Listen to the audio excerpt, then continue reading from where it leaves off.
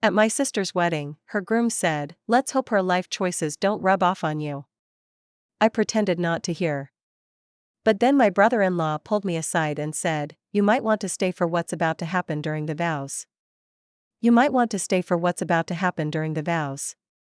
That's what Colin's older brother whispered to me as he leaned against the stone pillar near the fire pit, drink in hand, while wedding guests buzzed around us during the rehearsal dinner.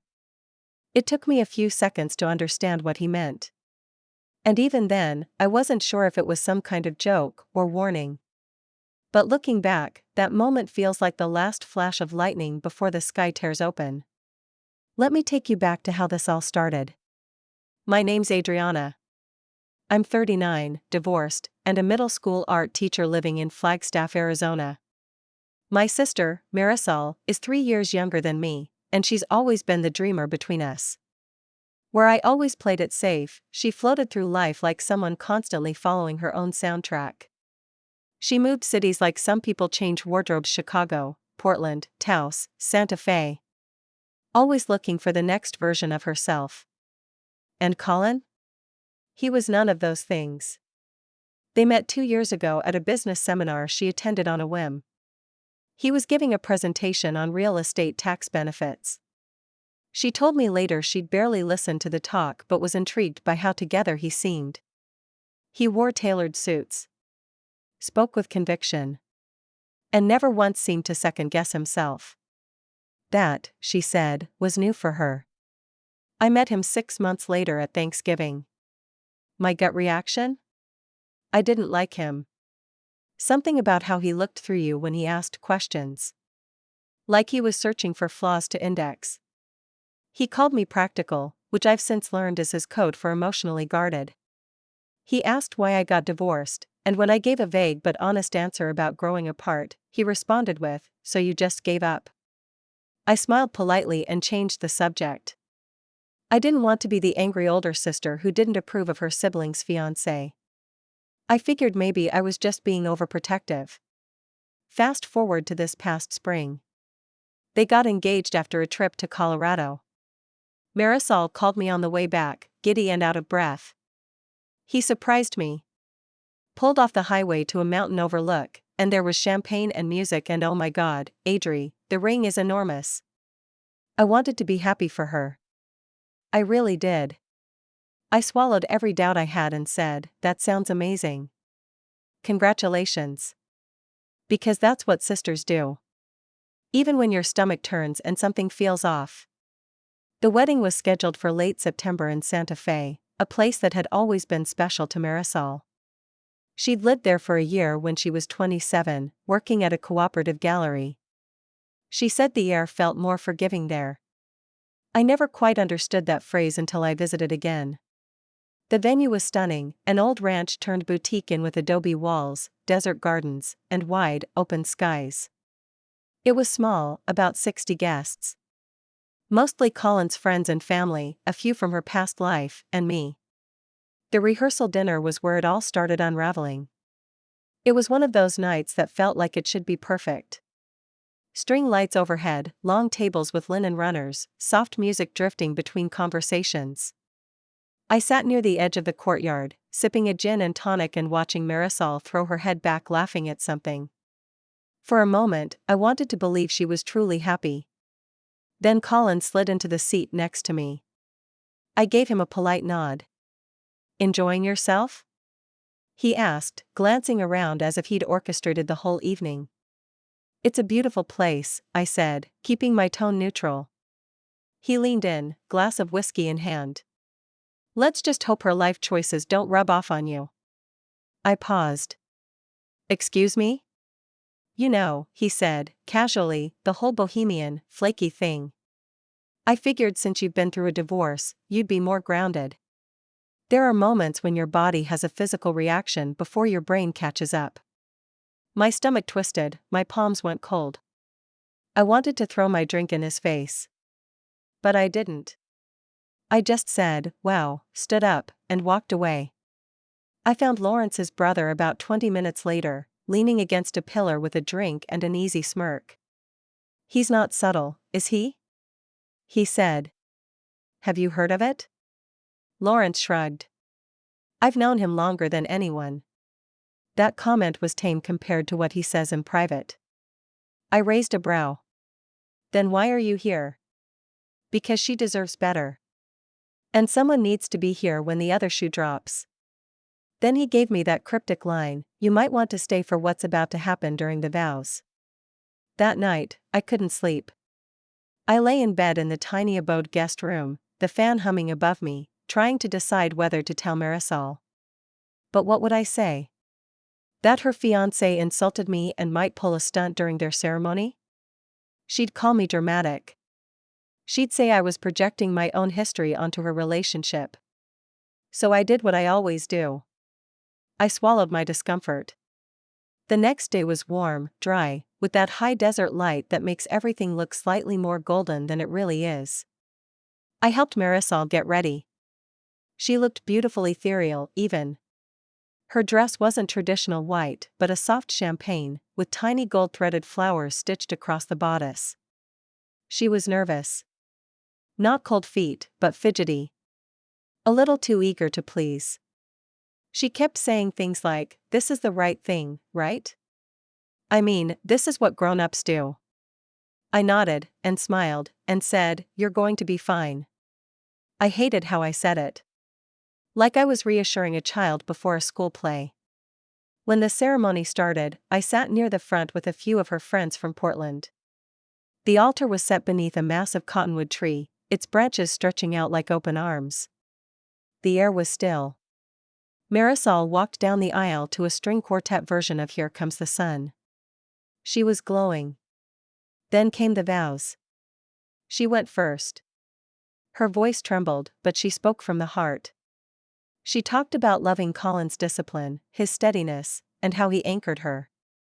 She admitted she'd often felt like a storm in her own life, and he was the one who gave her something to hold on to. It wasn't poetic, but it was real. Then Colin stepped forward and pulled a sheet of paper from his jacket. That moment felt so small. So ordinary. And yet I remember every detail: the way he adjusted his cuff, how he cleared his throat, the faint smirk before he started reading. "I admire your passion," he began. "Your creativity. Your colorful approach to life." He looked at her, expression unreadable. "But love," he continued, "is not just about feelings. It's about structure. About commitment. About knowing when to abandon childish things in favor of building something lasting." People shifted in their seats. "I vow to support you," he said, "even when you don't know what's best for you. I vow to help you grow, to become stronger, more stable, less reactive." The words fell like stones. Marisol didn't move. Her face was frozen in a smile that had gone slightly wrong. "I know you fear permanence," Colin said. "But I believe in you. I believe you can become someone who doesn't run when things get hard. Someone who can trust without needing to be rescued." He folded the paper, tucked it back into his pocket. Silence. Then, quietly, Marisol handed her bouquet to me. She looked up at the officiant, then out at the crowd. "I can't do this," she said, her voice clear and calm. And then she walked down the aisle. Alone. I didn't move at first. None of us did. It's strange how something so unexpected can freeze an entire room or, in this case, a garden. I could hear the soft rustle of someone adjusting in their seat. A child whispered, "Where's she going?" A glass clinked against a plate. And Colin? He just stood there with that same controlled expression, like the moment hadn't quite registered. Like maybe he thought she was coming back. But I knew. She wasn't. I stood up slowly, left the bouquet on the seat beside me, and walked out the same way she had. My heels clicked across the stone path, each step louder than the last as the murmurs behind me swelled. I didn't look at Colin. I didn't need to. Marisol hadn't gotten far. She was sitting on a low adobe wall near the edge of the property, facing away from the guests, her back straight, her hands flat on the wall. From behind, she looked like she was just out enjoying the sunset. I sat down beside her, quietly. I didn't think I'd do that, she said after a moment. Neither did I admitted. Her voice was steady, but I could hear the adrenaline under it. It wasn't his vows. Not exactly. I mean, they were awful. But it wasn't just the words.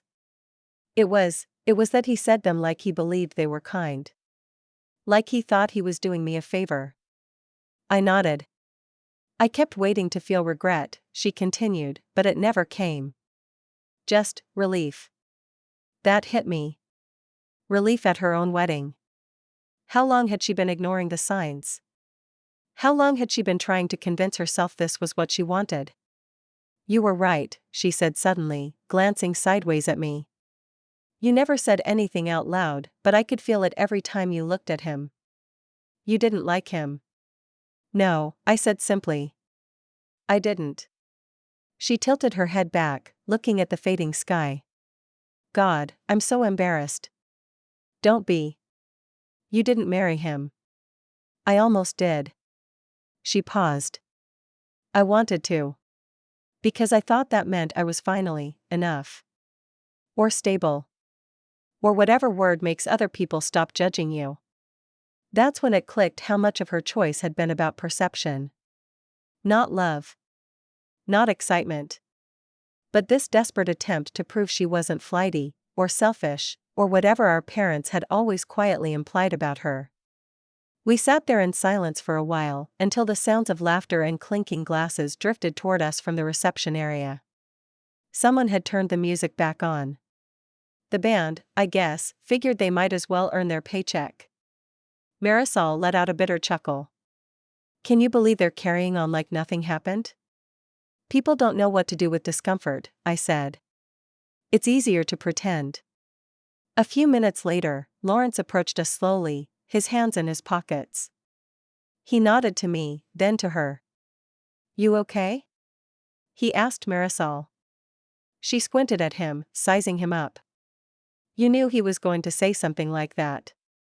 I suspected, he admitted. I've known him a long time. He has a way of wrapping control in concern. Why didn't you say anything? She asked. Not accusing, just tired. I tried. Last year, remember? When he got mad that you spent money on that painting workshop in Sedona? She frowned. He said it was impulsive and I was spending like a teenager. And I told you then people who love you don't make you feel small for wanting to grow. She looked down. I remember. He sighed. You're not the first person he's done this to. But you are the first to leave before it gets worse. We let that hang in the air. Eventually, we got up. She didn't want to go back to the reception. I didn't blame her. She said she just wanted to be alone for a bit, so Lawrence and I went to gather her things. Inside the inn, people were milling around in small, awkward clumps. Some of Colin's relatives were huddled near the bar. His mother, a severe-looking woman with tightly pinned hair, was quietly arguing with the officiant. Colin was nowhere in sight. A few people tried to approach us curious, sympathetic, nosy. I kept my responses brief and moved fast. We packed up her things in 2 suitcases, and Lawrence offered to drive them to my car. I'd driven down from Flagstaff, and Marisol had planned to fly out with Colin for a honeymoon in Napa. That obviously wasn't happening now. Back outside, I found her sitting on the tailgate of a staff pickup truck, bare feet on the dirt, holding a bottle of mineral water someone must have handed her. You know what the worst part is? She said as I approached. I wasn't even surprised. She said it so quietly I almost missed it. I wasn't surprised, she repeated. I saw it coming in small moments. The way he corrected me in front of people. How he hated when I changed plans. How he never really laughed unless he was the one making the joke. Why didn't you stop it sooner? She gave a hollow laugh. Because I thought that was just what grown-up relationships were supposed to look like. Boring. Comfortable. Safe. I didn't think I'd ever get butterflies again, so I told myself I didn't need them. That broke my heart. We both sat there as the sun dipped lower, turning the hills pink and gold. Everything looked beautiful. Almost cruelly so. "You're not broken," I told her finally. "You just forgot that you deserve better." She smiled, eyes glassy but dry. "You've always been the strong one." "No," I said, "just the first one to learn the hard way." She nodded slowly. "Can I crash at your place tonight?" "Of course. And maybe tomorrow, we could take a drive? Somewhere with a big sky and no phone service?" "I'll bring snacks." We didn't need to say much after that. We both knew something had shifted, something huge. And even though it was painful and raw, there was something clean about it too. Something that felt like the beginning. The next morning, I woke up to the sound of my coffee pot gurgling and the low hum of Marisol's breathing on the couch. She'd insisted on sleeping there, though I offered her my bed more than once. She said she didn't want to make it a thing. Said she just needed a quiet corner to crash and sort her thoughts. I peeked in. She was curled up under the throw blanket, her long dark hair a tangled mess against the pillow. Still in a t-shirt and yoga pants she'd pulled from her suitcase the night before, her makeup smudged from the night before, but somehow she looked more at peace than she had in months. Maybe years. I didn't wake her. I just let her sleep and made breakfast: scrambled eggs, toast, and some cut-up strawberries from the fridge. She wandered in about an hour later, rubbing her eyes, barefoot, quiet. "You made real food?" she asked, voice raspy with sleep. "It's edible, not gourmet," I said, sliding a plate toward her. "But I figured carbs couldn't hurt." She nodded, sat down, and ate in silence. After a while, she said, "I had a dream I was back at the altar. Only this time, I couldn't speak. I was trying to say something, and my voice wouldn't come out." Sounds about right. I don't even feel like I ran away. It's more like I woke up. I didn't say anything. Sometimes the best thing you can do is just let someone sit with their own truth. Later that day, we took the drive she'd asked for. No plan, no GPS. Just pointed my Subaru toward the Arizona border and let the desert roll by. We passed low mesas, scattered scrub, and long stretches of open land that looked untouched for centuries. Somewhere near Gallup, we pulled over at a gas station where the only thing open was a little cafe with red vinyl booths and a jukebox in the corner. We ordered coffee and sat there watching an elderly couple share a slice of pie like it was the most natural thing in the world. "That's what I want," Marisol said suddenly. "Not the pie. The, whatever that is. That ease. You'll have it." She looked skeptical. "I don't even know who I am anymore. I changed so much for him: my schedule, my routines, even how I talk about art. I stopped painting last year. Did I tell you that?" "No," I said softly. "I thought it made me childish." That's what he said. "You're not in college anymore, March." He called my studio my playroom. She shook her head. It was like slow erosion. And I didn't even notice it happening. That part made me angrier than anything. Not just the vows. Not the passive-aggressive comments or the smug attitude. But that he'd managed to quietly strip pieces of her away without her realizing until it was almost too late. Back at my place that night, she scrolled through her phone for the first time since the ceremony. She winced. There are at least 40 texts. Mostly people being concerned or asking if I'm okay. "Any from Colin?" She nodded. 3. All short. "What do they say?" She hesitated. First one was, "I'm still trying to understand what happened." Then, "You embarrassed me. We need to talk like adults." And the last one, "When you're done being dramatic, you know where to find me." I let out a low breath. Wow. She read them again, frowning. Then, finally, she put her phone down and said, "I don't want to respond. I don't even want to yell. I just want to delete him." "You can." "I'm afraid I'll still hear his voice in my head." "That takes longer," I admitted. "But it fades." She nodded again and didn't bring it up for the rest of the evening. Over the next few days, we slipped into a quiet routine. We made tea in the mornings, went on long walks around the neighborhood, and even dug out some old canvases from my garage. She set up a little corner in the spare room and started painting again. At first just color blocks. Then faces. Then places. It was like watching a fog clear. She didn't talk about the wedding much. Just in fragments. A comment here, a memory there. Once, she told me about the week they picked out the venue and how Colin got angry when she changed her mind about the table layout. Said she was sabotaging things on purpose. She told me how that night, instead of standing up for herself, she apologized. I actually cried, she said, laughing bitterly. Because I didn't want to disappoint him. I didn't know what to say to that. Some apologies aren't real, they're a form of survival. I knew the kind. I'd made them in my own marriage. Lawrence checked in once by a text. Just a simple, hope your sister's okay. That took guts. I showed it to Marisol. She just nodded, then asked if I had any more of that lemon tea she liked.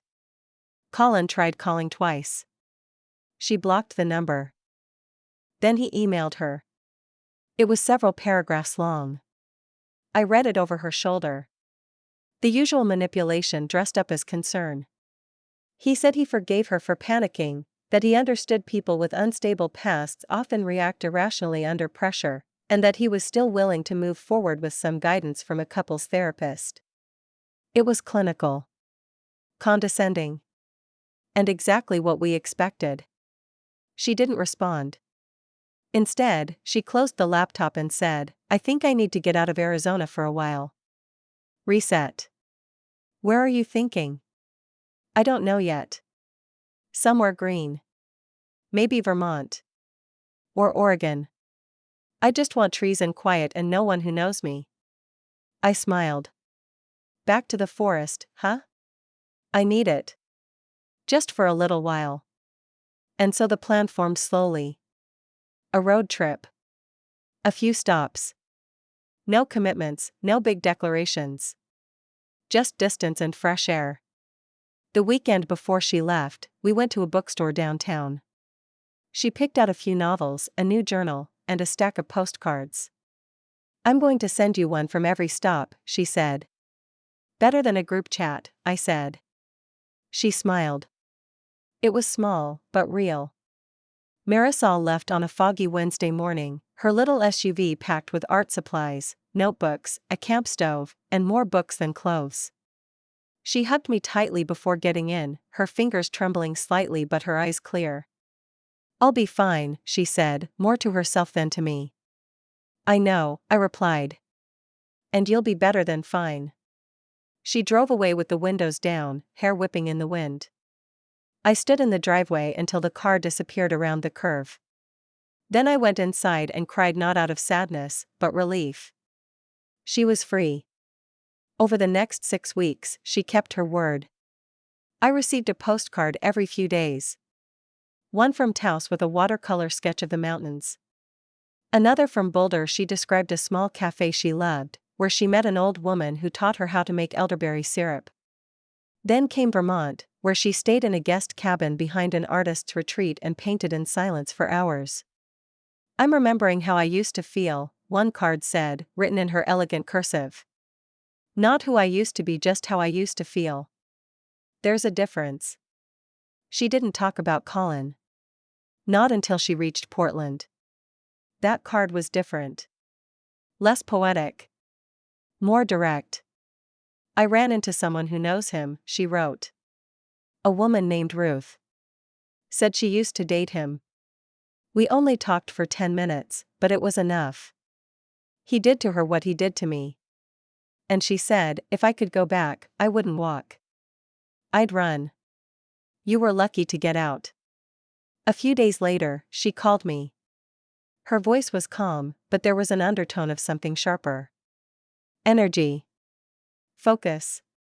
I've been thinking, she said. About how to close the chapter. Not just block him. Not just disappear. I want the last word not for him, but for me. I knew better than to interrupt.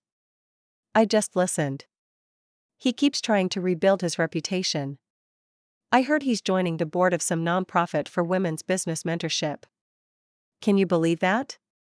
She laughed bitterly. But I've got an idea.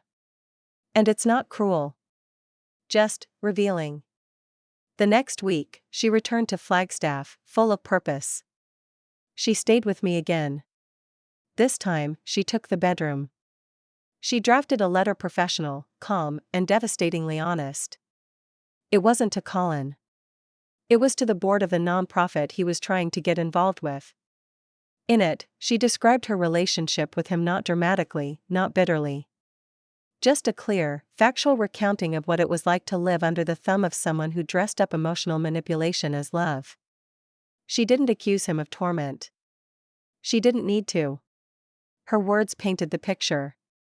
She included screenshots of emails where he belittled her for taking art classes, mocked her for seeking therapy, and jokingly offered to manage her finances because she wasn't wired for responsibility. She included the vows.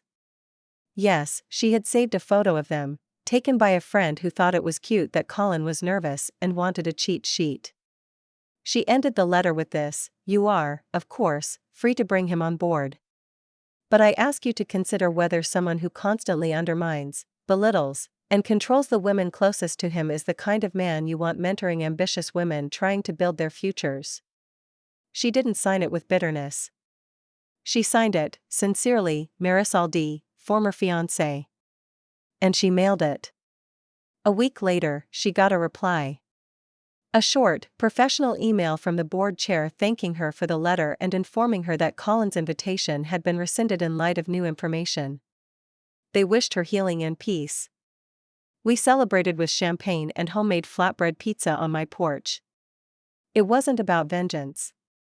It wasn't about burning his life down. It was about letting the world see the version of him she'd been forced to deal with in private. The week after, something unexpected happened. Marisol received a message on social media.